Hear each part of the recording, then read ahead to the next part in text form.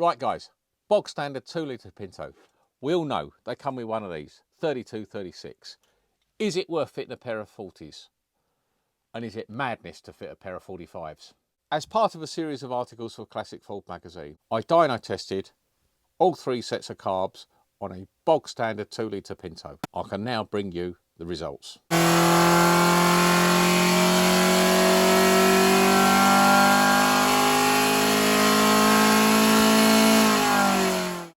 So our test motor, completely standard, unrebuilt, but obviously still fairly healthy, 2 litre Pinto.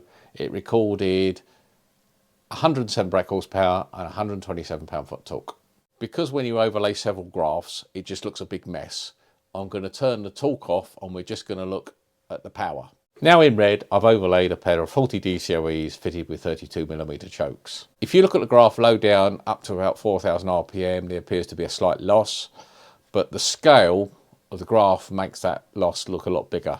In fact, the difference is minute, and that could even be the difference between dyno runs. But clearly, at the big end, there's a big win for the 40mm carbs. So even on a completely standard Pinto, it could use the better breathing of a pair of 40 DCOEs. So now, in blue, the carbs that are theoretically way too big, the 45 DCOEs, although I did choke them down with some fairly small 34mm chokes. Looking at the graph, as you can basically see, there was no real loss of low down power from the bigger 45mm carbs. Around 4200 RPM, there's a bit of chopping and changing as to whether the 40s or the 45s were better. But out of the top end, again, the big carbs pulled through. Didn't make a huge amount more power, but certainly you can see, looking at the graph, they let the engine rev on better. So you've seen the graphs, now get to the bit you really want to know. What were the numbers? The 3236 produced 107 horsepower and 127 pound-foot of torque. The 40 DCOEs produced 117 brake horsepower, a healthy 10 horsepower gain, and 131 pound-foot of torque.